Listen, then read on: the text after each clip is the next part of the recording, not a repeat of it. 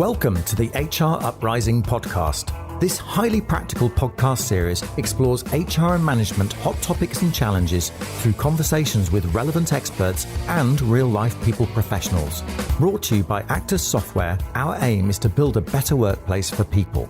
The HR Uprising is about collaborating and supporting each other to build the confidence and skills to rise up to each challenge and deliver real, lasting business value. You can find out more at hruprising.com or join our LinkedIn community.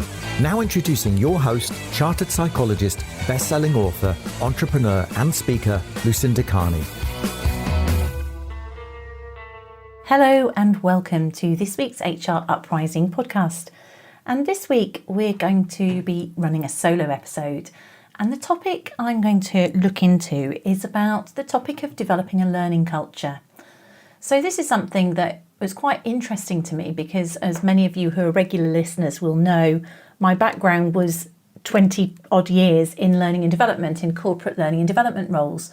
But since then, I've been involved much more in performance management, working more directly with HR directors and other sort of broader HR responsibilities. So I felt a little bit disconnected from learning. But then very recently, we've got back into that space because we've been launching a new learning management product and associated modules. So I felt I wanted to know more about it. And as we've been researching, we try to keep in touch with our connections and understand what's important for you guys as listeners so that we know what to carry on putting out, what you find helpful and useful. And it seems that learning management is becoming more of a topic. And when I ran the survey in a recent webinar I ran on this topic, we were looking at why is that such a hot topic, really? And there were lots of very current issues for people, a lot of which, of course, is related to keeping people engaged in a hybrid working environment. And the fact that how do we train people when actually, for all intents and purposes, quite a lot of training or learning was face-to-face, and that's gone all out of the window.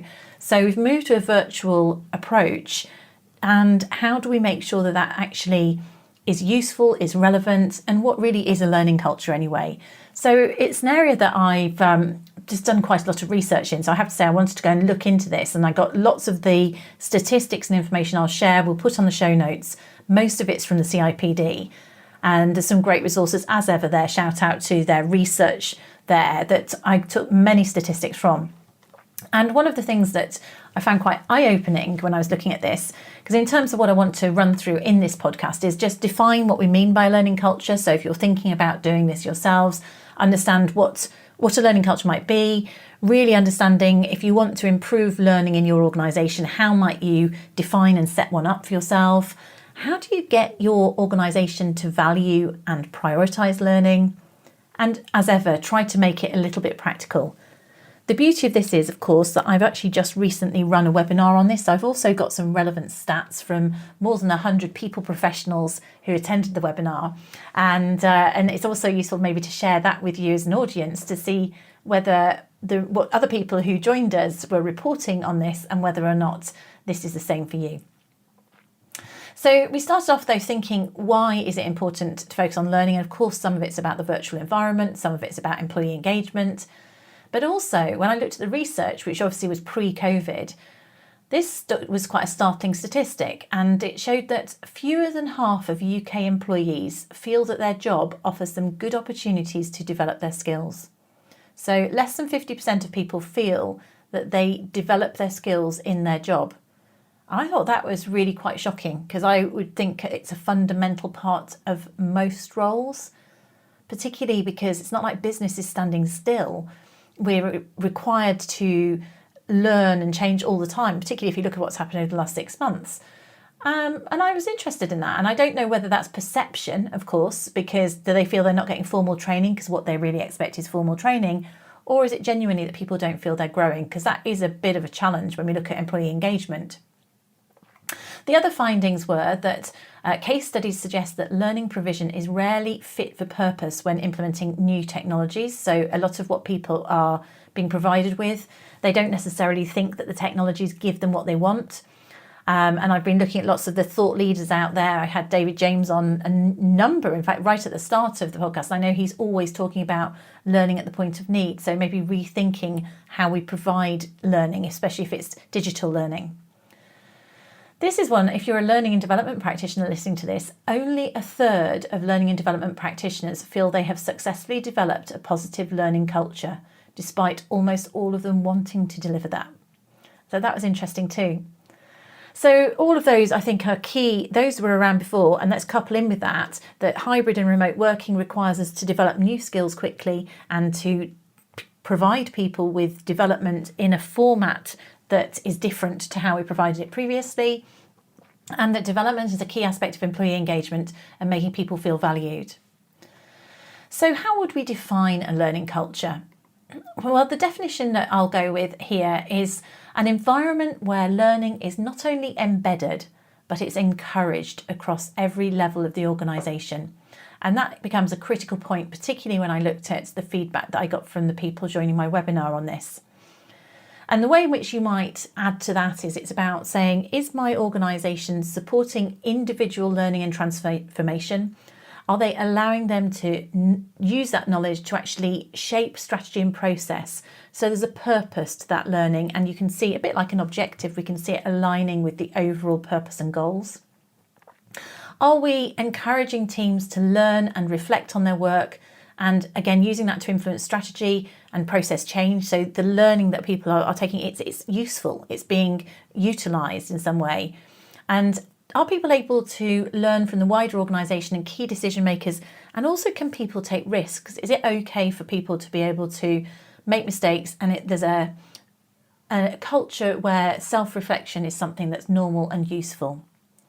So that's something, if you have that going on in your organisation, based on the statistics, when I asked the people who came on my webinar this morning, you're pretty lucky if that is going on in your organisation, because very, very few people actually felt, I think something like 4% of those answers felt that they had pretty much got a learning organisation going on in their organisation.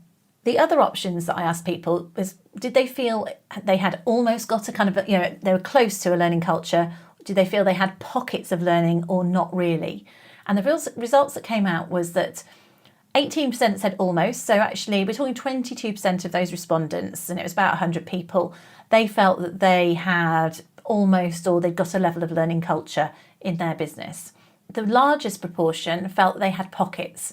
And if you've got pockets, it's not a culture, is it? Because it's not endemic, but they obviously had areas of good practice. So that was almost 60% said they had pockets, and 20%, as many in the top ones, didn't really think they had at all.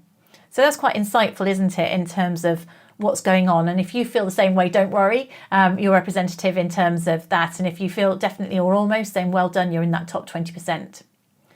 So why should we build a business case for a learning culture? And this is key, actually, because if we're talking about things at a cultural level, you need to have the endorsement from above. Otherwise, it becomes undermined and it isn't going to become cultural. So CIPD research suggests correlational links between a learning culture and growth, profitability, transformation, and productivity. It also suggests that people will be motivated to transfer learning to others, which is useful. It can impact through knowledge sharing, can impact employee skills and organisational performance, and job satisfaction, commitment and turnover. So really actually similar to engagement. If you looked at the things where you say, what's the benefit of employee engagement? Those would be the sort of business benefits we'd expect to see. Not really surprising when you think that opportunities to learn and grow are things which are often identified as indicators of whether or not we've got an engaged organisation. So it's an indirect correlational model, as it's always the challenge with it in L&D. It's not a direct link to the bottom line necessarily. However, many people do feel that it's a bit short term, really, to think that it's just a cost, it's a luxury to have learning nowadays. I mean, just think yourself, how much have you learnt over the last 6 months?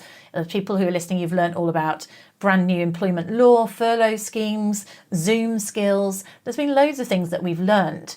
And that's just in order to survive, frankly, to be even faintly productive over the last few months. So there's lots of ways in which we need to learn. It really isn't a luxury. It's a survival as much as anything. But there are many things that actually damage or block a learning culture. And again, I went to the colleagues, so if I was to get you to reflect as listening to this, if you think of your organisation, what are blockers to that learning culture in your opinion? And the sorts of things, that the number one thing that came through was an interesting one, and that was time. People felt that they didn't have the time, or that employees perceived that they didn't have the time to learn. And that was one of them, and the other one was management sponsorship. And when we dug into that, if you think about it, that's probably the wrong way around. Because you don't have sponsorship or buy-in from the top, and that means we haven't got a learning culture into the fact that there is a value to something, it's not a luxury, then what that happens is it's not seen as a priority. And if it's not a priority, people don't feel that they can apply time to it, they can't add time to it. So therefore that actually really pushes it back and causes it to be an issue. And it's not about not having the time, it's about the fact that they just are not given the support to consider it to be important enough to give it the time. So it becomes a prioritisation, a point of priority.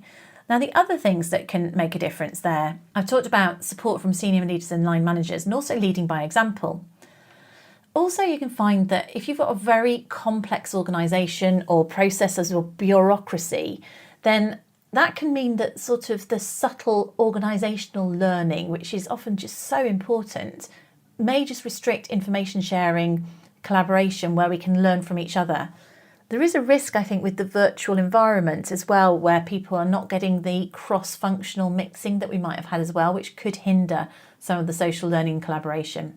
One interesting one, which surprised me in the research, was the fact that there was some school of thought that said that if you had people who are already very self-sufficient learners, and I think of people like web developers or developers, they're learning all the time. They can't do something on their code. They just go and Google the answer or go to a forum. They're very self-sufficient, empowered learners.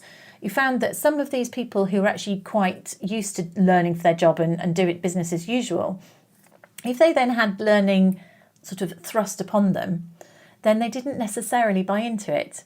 So that had mixed effects, which is interesting, not one I'd necessarily thought about. Sometimes you think that providing people with opportunities for learning or training is a positive. Not always. It actually almost made some people more passive.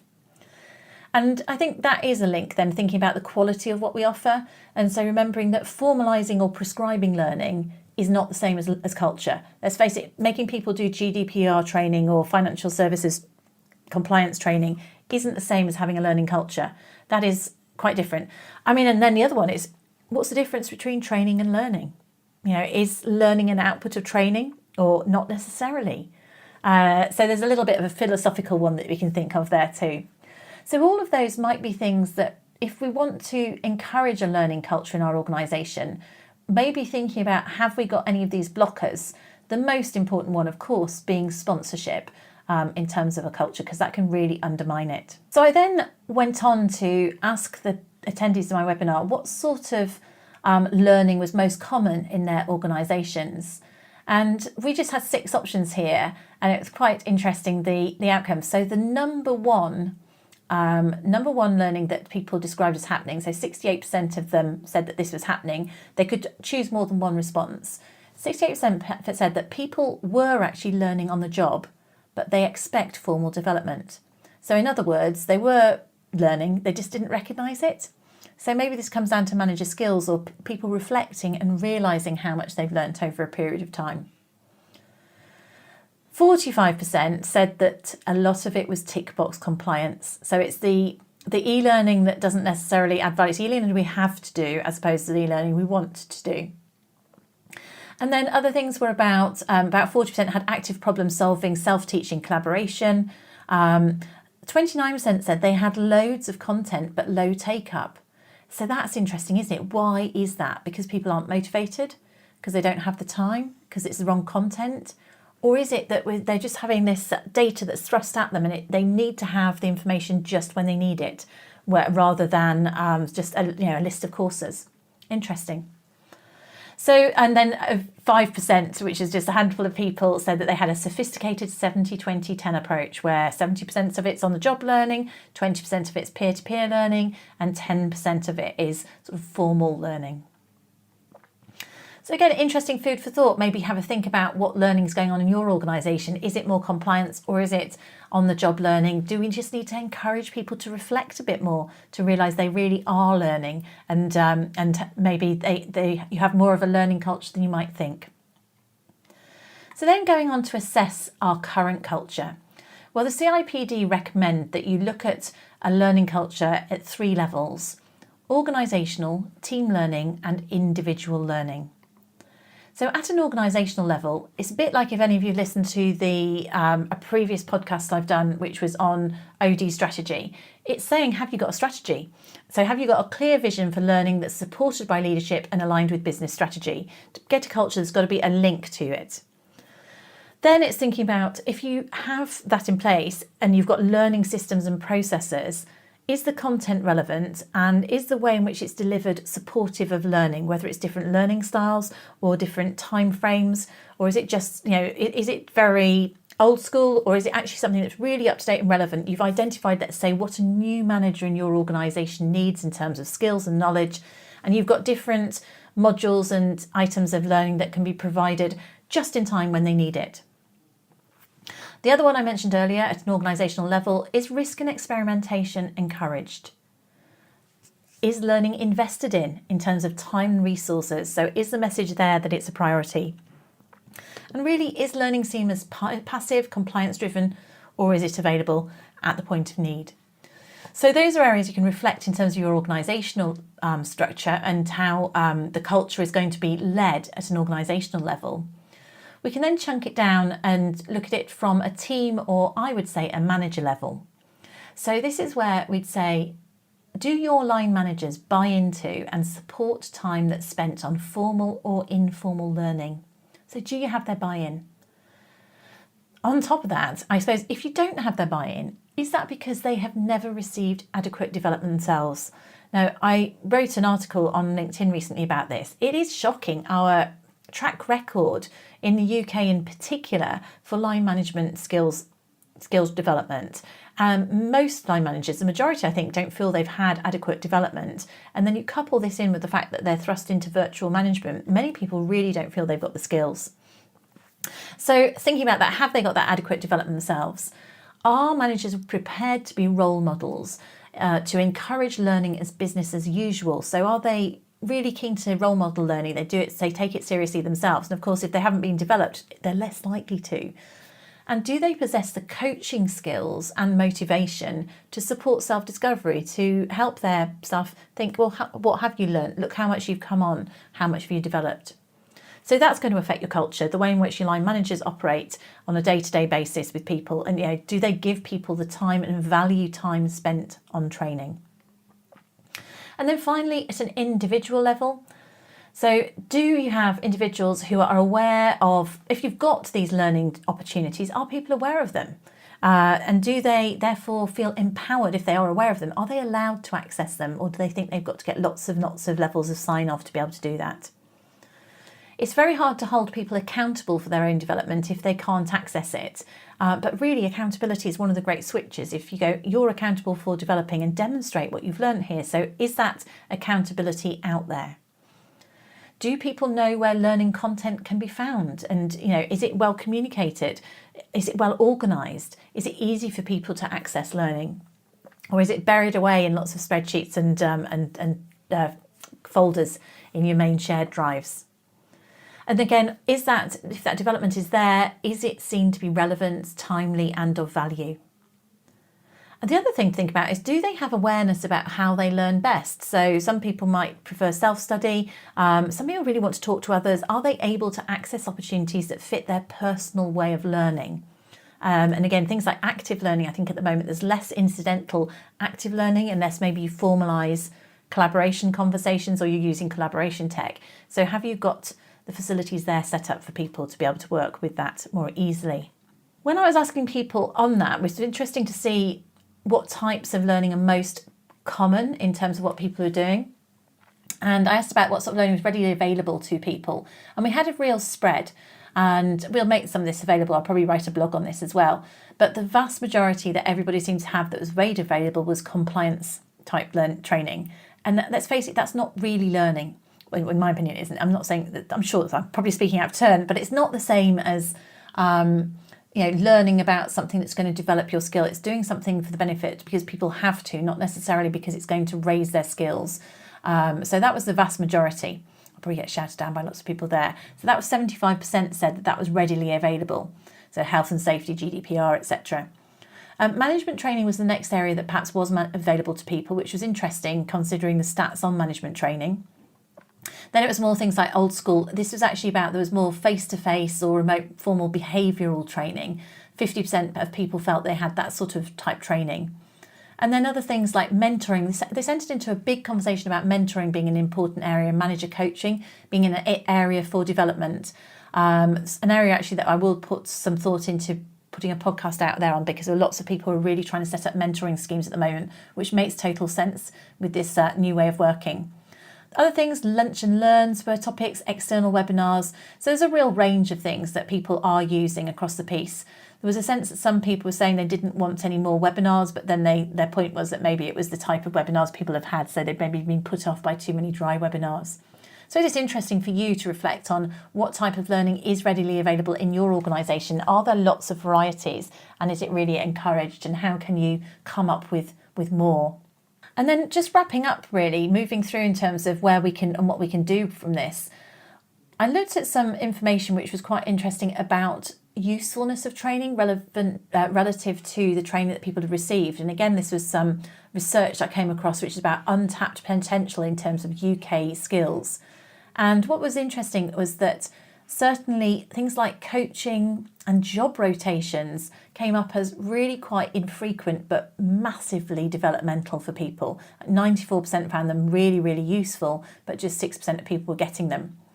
And then more common was on-the-job learning and training. That was pretty useful. 36% of people were getting that. Online learning didn't come out too badly. People felt it was about 88% of it was useful. So actually, generally, most of the learning people found that they thought was useful. Unfortunately, I'm going to socking it to the compliance guides again. Induction, health and safety or compliance was the lowest one in terms of usefulness, but still 63% of people found it useful.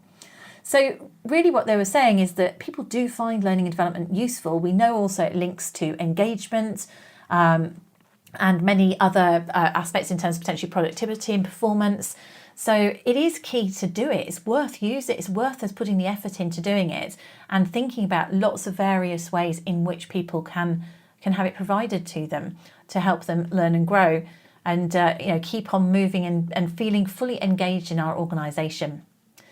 So really wrapping up in terms of practical learning takeaways, my suggestions are, if you want to evaluate your learning culture and perhaps polish it a little bit, first of all, step back and evaluate the overall learning environment that exists already. So I went through those points we need to look at as, is the culture there? Is the leadership supporting it? Consider how, if you want to make it meaningful, A, get the leadership to support it, and B, get people to understand why they're doing it. It's about aligning the need to learning to business need, to business performance, to people's performance objectives. Make sure it's linked together. Consider how varied and learning content, maybe how you can enrich that learning content. Could you make it more varied? Also consider, is it prescribed or is it available at the point of need? So other ways in which it could be more useful. Maybe consult your stakeholders and ask them how useful the learning is available to them or how they want. So ask them what learners actually want or need. Think about how you can maybe refresh, revitalise, normalise or incentivise learning. And actually, if you do nothing, just start really simple. How can you encourage people to maybe reflect and review what they've learned over the recent months and how they can take it forward into the future? Because often it's quite good to look back and think how far you've come. You don't realise you're growing at the time. In fact, it can feel really difficult and tough at times. So if you start simple and then you can reflect and review. So I hope you found that thought-provoking. Please do get in touch and let us know what other topics you'd like me to run podcasts on. It's really, really helpful to know what people find useful, and I'll happily put content together that's aligned with where people are going. The messaging that I've heard recently is actually people are moving on to things about how can we engage people, How can we do things like mentoring schemes to enrich our workplace, particularly as it is in this hybrid and virtual working environment? I'll put a quick plug out for the management training as well that we're running, and that's launching on the 2nd of November, which actually I think as this goes out, you'd have to move quickly. It probably will be full, but we will run a second cohort. So we are running virtual management development for people. A number of cohorts has been very, very popular, but so we will put more of them on. So check out our website for that, because half the battle with it is our managers haven't got the skills and don't recognise how important learning is, and maybe how well you can do it virtually. So think about that in terms of your learning culture. And actually, if you are looking at enriching your performance management or your learning management, Actus has now branched out into the learning management space. We've got some really interesting e-learning. It's not compliance actually, because that's not our strength area, but we have got compliance for those who need it. So do feel free to get in touch if you want to explore consultancy or any other area in the area of learning and development. We've been expanding a lot. We've got a great new team in that area, and it's quite nice to get back into something that I've always been passionate about. Anyway, enough about that. It's been great having you join us this week. I hope you got value out of this week's HR Uprising podcast. If you did, do please consider giving us a review, linking in, telling your colleagues, and suggesting new topics, because I'm only going to carry on doing this as long as it's adding value to people. And it's always useful to know what the challenges are so we can try and come up with stuff that's going to be useful. So many thanks for listening, and hope you join me again next week. Many thanks. Bye. Thank you for listening to the HR Uprising, proudly brought to you by Actus Software, the joined-up performance and talent management solution. You can access links to any of the information or resources mentioned in the show via the podcast page at www.hruprising.com. If you like what we do, please subscribe, tell your colleagues, and leave a review. Thank you for listening to the HR Uprising.